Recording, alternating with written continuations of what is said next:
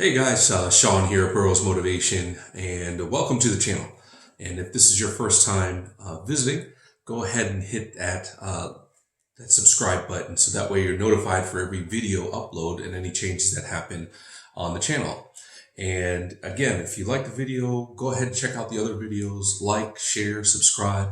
These videos are meant and designed to spark up conversation, thought processes, and being able to really start to look at how you can progress your life and be able to make a better and more prosperous life for yourself and those who are around you. So again, welcome. So I just wanted to just drop a quick message here, and I've taken a couple notes to try to keep me on track because there's definitely a few things that I want to make sure that I hit on in this video and be able to spark up some thoughts and some conversations for you guys as well. So you get to see me with my glasses on today, and I'll be looking up and down, of course, just to make sure that I have the content that I'm looking to be able to share with you guys. So with that being, I guess the main title of the video would be living your purpose.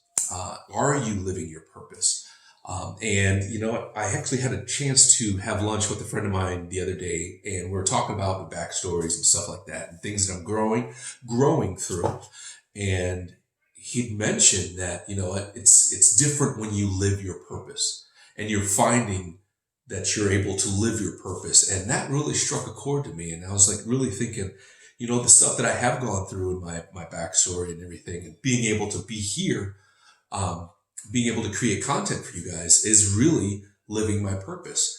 And, you know, what does that mean? What really does living your purpose mean? And it's what life should feel like. You know, when you're thinking about something that you want to do, or the drive or the thing that you want to accomplish, it's what life should feel like. It's the energy that's created not just by doing that action, but living that action. It's the spark of rejuvenation that comes, and the excitement that builds from even just thinking about in that realm, in your sweet spot of creativity. It basically what life should feel like for you. You know, that calm, that peace, and that energy that comes from that. So being able to tap in to your calling. I guess your calling is what really makes you feel alive, and really what sets you on fire.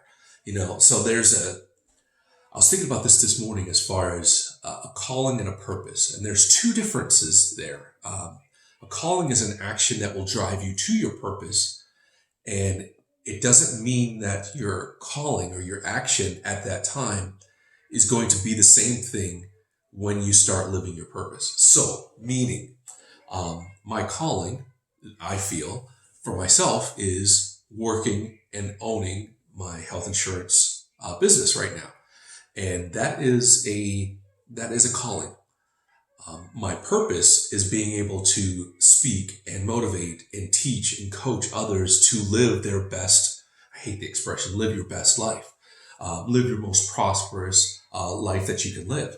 And that's where I feel my purpose is. And being able to share with them multiple aspects of that. One is that being able to live in the light of Christ is going to be able to allow you to hear your calling that's going to drive you to your purpose. Okay.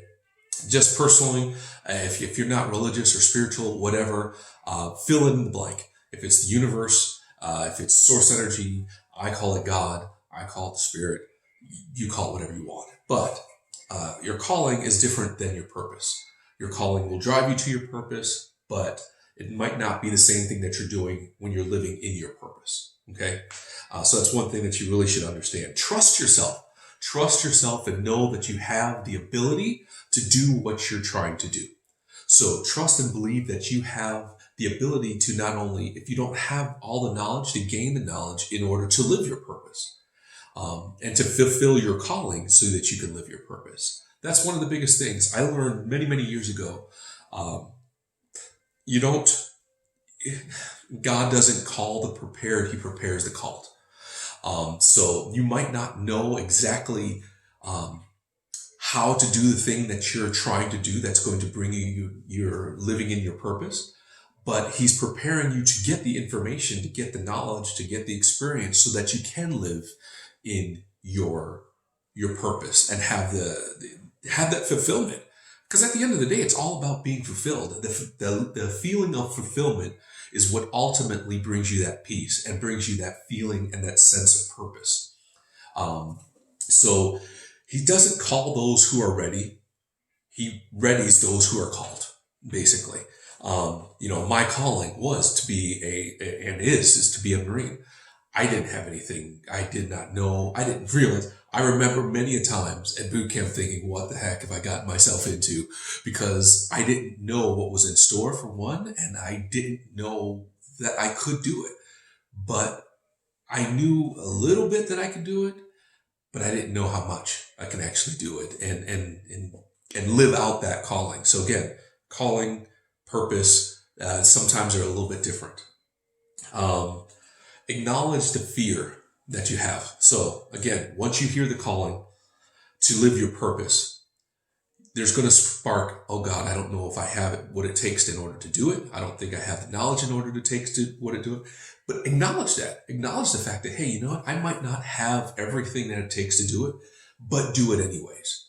The one thing that most people fail or fall short on is, they acknowledge the feeling of that they don't have the knowledge in order to do it, and then they stop there. Well, no, you press on. It's like, okay, accept that. Okay, but now what do I have to do in order to get there? That's the difference between success and failure. Most people, they have failure because in life and bottom out because they run into that roadblock that everybody has to go through, but then they stop. They're like, whatever. I don't have what it takes. Bye. No, it's like, okay, I don't have what it takes now, but I'm going to find out what it takes, and then I'm going to blow past it. That's what you need to do as far as learning your calling to prepare you and to live your purpose. So the other thing is the only things only do only do the things that are important, that are going to push you to your calling and push you to your purpose. Okay. That means for a lot of people, it means drastically altering the way that you live, your lifestyle, your thought process, and only put the time and effort into the things that are going to give you that fullness of purpose.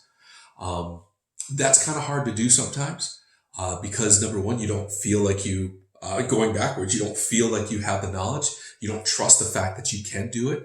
But if you trust the fact that you can do it and feel that you have the ability to do it, and acknowledge it and know that you're going to chase after it, then you can start to do those things that are very important and really focus on it, because those are the things that are going to drive you. Those are the things that are going to keep you motivated. Motivation is an inside job. My motivation to you is to live live to your life's potential. If you want to be better, do better. If you want to do better, be better. And if you do enough of the right things for the right reasons, everything else will come into play. So with that being stated, do those things that you know that are going to allow you to do better and to be better. So the other one is self-assessment. Really take a step back and really start to look at, what am I doing? Am I on track? Some people say do it daily. Some people say do it monthly. Some people say it annually. I say do all the above. I'm constantly tweaking and honing in and trying to gather more information and knowledge so that I can be a inspiration, to be an integral part of turning individuals towards not only living their best life and living their potential, but living a life filled with the source energy or filled with God, and being able to do the things that they know that they can do.